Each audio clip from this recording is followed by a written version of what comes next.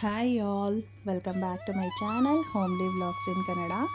ಇಲ್ಲಿ ನಾನು Monday routine share ಮಾಡ್ತಾ ಇದ್ದೀನಿ. ನನ್ನ ವೀಡಿಯೋಸಲ್ಲಿ ಏನಾದರೂ ಚೇಂಜಸ್ ಬೇಕು, ಯಾವ ಥರ ವೀಡಿಯೋಸ್ ಬೇಕು ಅಂದರೆ ನಾನು ಖಂಡಿತ ಶೇರ್ ಮಾಡ್ತೀನಿ. ಇಲ್ಲಿ ನಾನು ಸಂಡೇ ದೋಸೆ ಹಿಟ್ಟನ್ನೆಲ್ಲ ರೆಡಿ ಮಾಡಿ ಇಟ್ಕೊಂಡಿದ್ದೀನಿ ಮತ್ತು ಕಡಲೆಕಾಳನ್ನು ಕೂಡ ನೆನೆಸಿಟ್ಕೊಂಡಿದ್ದೀನಿ. ದೋಸೆಗೆ ಕಾಂಬಿನೇಷನ್ ಆಗಿ ಕಡಲೆಕಾಳು ಸಾಂಬಾರು ಅಥವಾ ಗೊಜ್ಜು ಯಾವುದಾದ್ರೂ ಅಂದ್ಕೋಬೋದು. ಅದನ್ನು ಮಾಡೋಣ ಅಂತ ಹೇಳಿ ಕಡಲೆಕಾಳನ್ನು ಕೂಡ ನೆನೆಸಿಟ್ಕೊಂಡಿದ್ದೀನಿ ನಾನಿಲ್ಲಿ.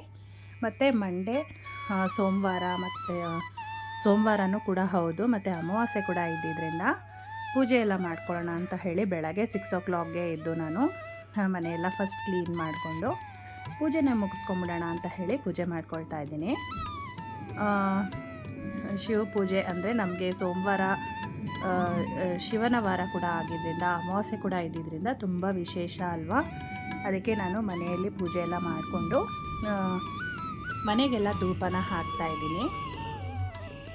ನಾನು ಇಲ್ಲಿ ಹುಣ್ಣಿಮೆ ಮತ್ತು ಅಮಾವಾಸ್ಯೆಯಲ್ಲಿ ಈ ಥರ ಮನೆಗೆಲ್ಲ ಧೂಪನ ಹಾಕ್ತೀನಿ.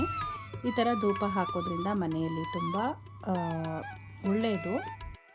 ಮನೆಯಲ್ಲಿರುವಂತಹ ನೆಗೆಟಿವ್ ಎನರ್ಜಿ ಎಲ್ಲ ಹೋಗಿ ಪಾಸಿಟಿವ್ ಎನರ್ಜಿ ಬರುತ್ತೆ ಅಂತ ಹೇಳೋಕ್ಕೆ ಇಷ್ಟಪಡ್ತೀನಿ.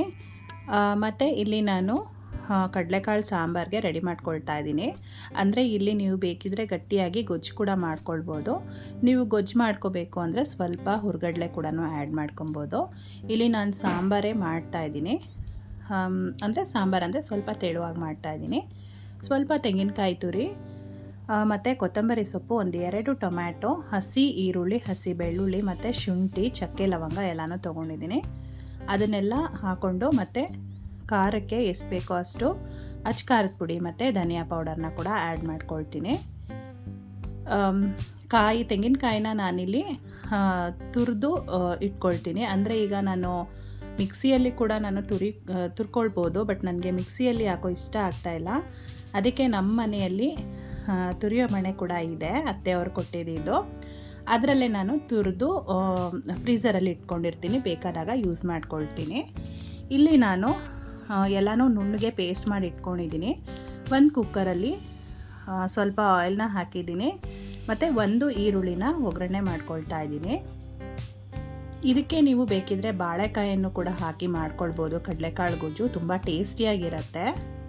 ಇದಕ್ಕೆ ನಾನಿಲ್ಲಿ ಆಲೂಗಡ್ಡೆ, ಬದನೆಕಾಯಿನ ಹಾಕ್ಕೊಳ್ತಿದ್ದೀನಿ. ಬೇಕಿದ್ದರೆ ನೀವು ಕ್ಯಾರೆಟು, ಬೀನ್ಸು ಎಲ್ಲನೂ ವೆಜಿಟೇಬಲ್ಸ್ನ ಹಾಕ್ಕೊಂಡು ಮಾಡ್ಕೊಳ್ಬೋದು, ಅದು ಕೂಡ ಚೆನ್ನಾಗಿರುತ್ತೆ.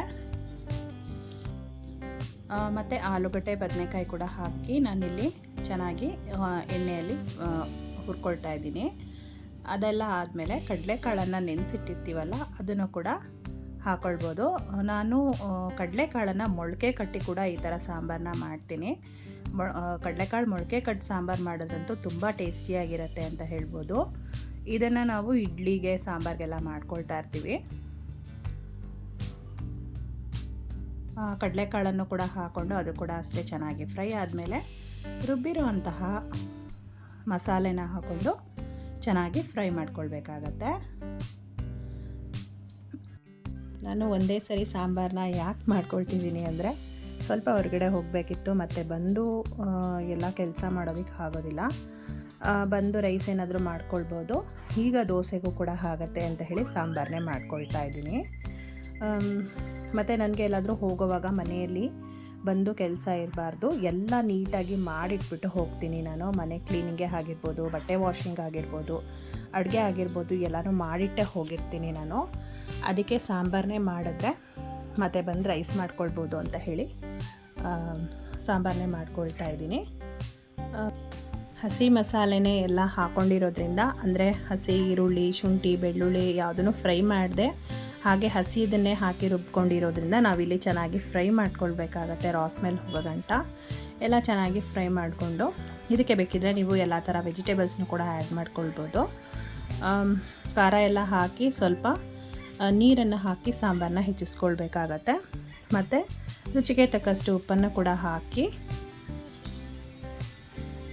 ಲಿಡ್ನ ಕ್ಲೋಸ್ ಮಾಡ್ಕೊಳ್ಬೇಕಾಗತ್ತೆ. 2-3 ವಿಷಿಲ್ ಕೂಗಿಸ್ಕೊಂಡ್ರೆ ಸಾಕಾಗತ್ತೆ. ನಿಮಗೆ ಕಡಲೆಕಾಳು ಚೆನ್ನಾಗಿ ಬೆಂದೋಗುತ್ತೆ. ನಾನಿಲ್ಲಿ ಇದನ್ನು ಮೊಳಕೆ ಬರೆಸಿನೇ ಜಾಸ್ತಿ ಮಾಡ್ತಾ ಇರ್ತೀನಿ, ಬಟ್ ನನಗೆ ಟೈಮ್ ಇರಲಿಲ್ಲ. ಅದಕ್ಕೆ ನಾನಿಲ್ಲಿ ನೆನೆಸಿರೋ ಕಾಳನ್ನು ಹಾಗೆ ಯೂಸ್ ಮಾಡ್ಕೊಳ್ತಾ ಇದ್ದೀನಿ. 3 ವಿಷಲ್ ಕೂಗಿಸ್ಕೊಂಡಾದ್ಮೇಲೆ ನಿಮಗೆ ಟೇಸ್ಟಿಯಾದ ಕಡಲೆಕಾಳು ಸಾಂಬಾರು ರೆಡಿ ಆಗುತ್ತೆ. ದೋಸೆ ಜೊತೆಗೆ ಮಾಡಿದೆ ಮತ್ತು ಮಧ್ಯಾಹ್ನಕ್ಕೂ ರೈಸ್ಗೆ ಕೂಡ ಆಗಿತ್ತು, ತುಂಬ ಚೆನ್ನಾಗಾಗಿತ್ತು. ಮತ್ತು ನನ್ನ ಮಗ ಕೂಡ ಸ್ಕೂಲಿಂದ ಬಂದ, ಹೊರಗಡೆ ಹೋಗಿ ನಾವು ಬಂದ್ವಿ. ಅವನು ಸ್ಕೂಲ್ಗೆ ಹೋಗೋವಾಗ ಎಷ್ಟು ಖುಷಿಯಾಗಿ ಹೋಗ್ತಾನೋ ಬರೋವಾಗಲೂ ಅಷ್ಟು ಖುಷಿಯಾಗಿ ಬರ್ತಾನೆ. ಮತ್ತು ಸ್ಕೂಲಲ್ಲಿ ಏನಾದರೂ ಹೋಮ್ವರ್ಕ್ ಕೊಟ್ಟಿದ್ದರೆ, ಏನಾದರೂ ಬುಕ್ಸ್ ಕೊಟ್ಟಿದ್ದರೆ ಎಲ್ಲನೂ ಖುಷಿಯಾಗಿ ತೋರಿಸ್ತಾ ಇರ್ತಾನೆ. ಹಾಗೆ ವಿಡಿಯೋ ಮಾಡ್ಕೊಂಡಿದ್ದೀನಿ.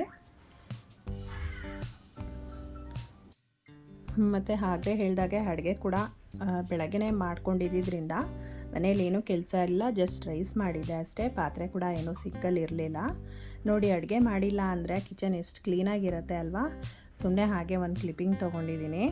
ಮನೆಯಲ್ಲಿ ನಾವು 3 ಟೈಮು ಅಡುಗೆ ಮಾಡಿದ್ರೆ ಅಡುಗೆ ಮನೆ ಎಷ್ಟು ಗಲೀಜಾಗುತ್ತೆ, ಮತ್ತು ಅದನ್ನು ಕ್ಲೀನ್ ಮಾಡ್ತಾ ಇರ್ತೀವಿ.